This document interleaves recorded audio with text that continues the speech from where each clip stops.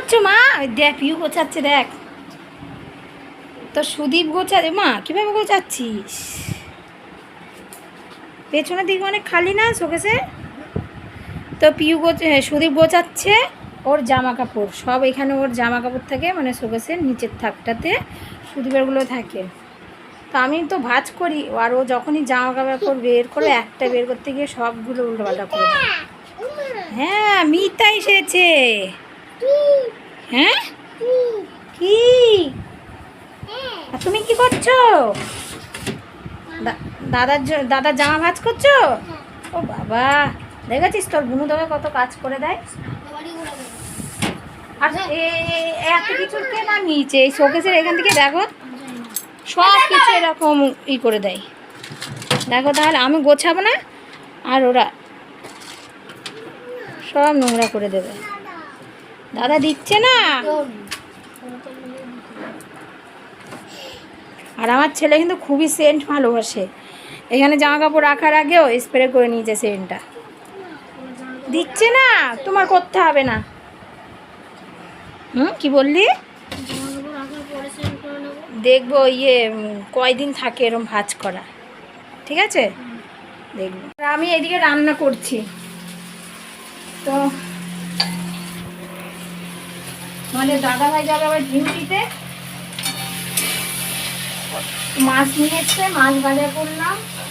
এক পাশে আগে ভাতটা করে নিয়েছি, এক পাশে মাছ ভাজা আর এক পাশে মাছের তরকারি। বেগুন দিয়ে, এই যে বেগুনটা ভেজে নিয়েছি, বেগুন দিয়ে আলু দিয়ে মাছের ঝোল করবো। আর করবো কি জানো, ডাল।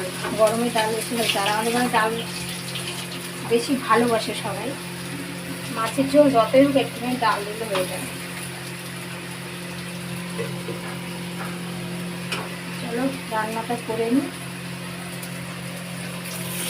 তো রান্না বান্না সবই হয়ে গেছে, তোমাদের দাদা ভাইও ভাত নিয়ে চলে গেছে। আর এদিকে গ্যাসটা সব মোছাও হয়ে গেছে। কেন পুজোটা দিলে কি হয় বলো? দেবে না তো। আর এদিকে মেয়েকে খাইয়ে দিয়ে ঘুম পাড়িয়ে দিয়েছি, বলেছি একা একা ঘুমাও। ভাত খেতে চায় না, একদমই কিচ্ছু খেতে চায় না, গিলবে না। আর ওর বাবা ছিল তো আদরের মেয়ে, বাবা বল সুতল ডল, সুতল ডল গায়ে চুলকায় যে তোর গা, সুতল ডল সর যা, সুতল ডল। দেখো যেন কোন একটা কথা বলে যেন ওর কি একটা বিরক্তির কাজ, গা চুলকাবে সে চিরুনি দিয়ে। তো আমি এখন ঘর মুছবো, 1:30 বেজে গেছে। আমরা আবার মিটিংয়ে যাব আজকেও, 3:30টার সময় যাব মিটিংয়ে। তো তাড়াতাড়ি এখন ঘর মুছবো, তারপর কাচবো, তবে স্নান করতে হবে। আর ছেলে দেখি পুজো দেয় নাকি, ছেলে পুজো দিলে তো তার একটু হবে, দেবে না বলছে। চলো ঘর মুছে। তো স্নান টান করে মানে সব কাজকর্ম করে স্নান টান করে ভাত খেতে বসেছি। সকালে তো ভাত খাইনি, আজকে তো রান্না করলাম বেগুন দিয়ে আলু দিয়ে মাছ আর ডাল, তাই নিয়েছি। আর এখন বাজে 2:30 বেজে এসছে, সময় নেই বেশি। মেয়ে তো ঘুমাচ্ছে, আবার মেয়েকে উঠলে খাওয়াবো, সেজন্য আমি খেয়ে নিচ্ছি। আর ছেলের যখন ইচ্ছা হবে তখন খাবে, ওর খাবার নিয়ে বেশি জানা।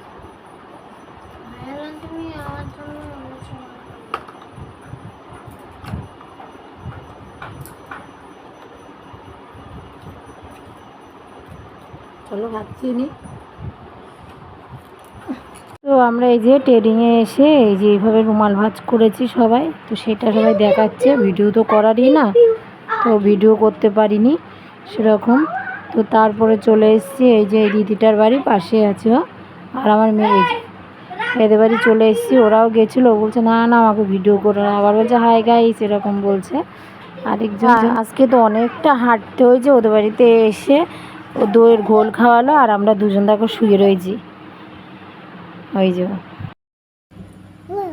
তো দুপুরবেলা তাড়াহুড়াই চলে গেছি মিটিংয়ে, কারণ অনেকজনই লোকজন এসছে, ম্যাডামরা এসেছিলো। তো আমাদের জিজ্ঞাসা করছিলো আমরা কেন মানে ট্রেডিংটা নিচ্ছি, তারপরে কী কী শেখানো হচ্ছে। আজকে যেরকম রুমাল দিয়ে গোলাপ ফুল বানিয়ে টেবিলে রাখে সেরকম একটা টাওয়াল ভাঁজ করা দেখিয়েছিল।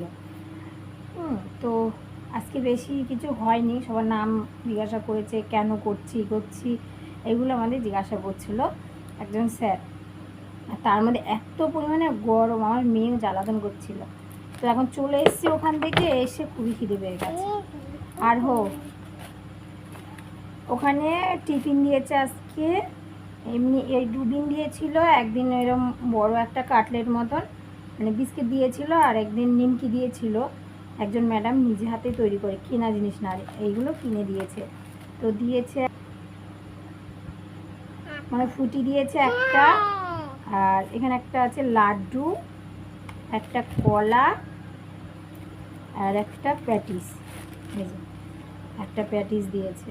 আমার মেয়ে কী করছে, তো ছেলে গেছে পড়তে, এসে ছেলেকে পড়তে পাঠিয়েছি। আর মেয়েকে এখন খাবে, গ্লাসে দুধ চকোস ঠান্ডা করতে দিয়েছি। কি মা? হ্যাঁ জল ঠান্ডা হতে থাকে, গরম গরম। কাজের তো শেষ নেই। মেয়েকে খাওয়ালাম, নিজে একটু কিছু খেলাম। এই যে টিফিনগুলো দিয়েছে সেইগুলো খেলাম। এখন এই যে জামা কাপড় তো গোছানো হয়নি, এসে সব জামা কাপড়গুলো তুলেছি, এখন সব গুছিয়ে মানে রেখে দিচ্ছি। ঘরটা আবার একটু ঝাড় দেবো, জামা কাপড় চারদিকেই ছড়াবো, সেইগুলো গোছাবো। তারপরে আবার রান্না করবো, তো দেখি কী রান্না করি। এগুলো ভাজ করে তারপর দিনের বেলার থেকেও রাতের বেলায় বেশি গরম লাগে।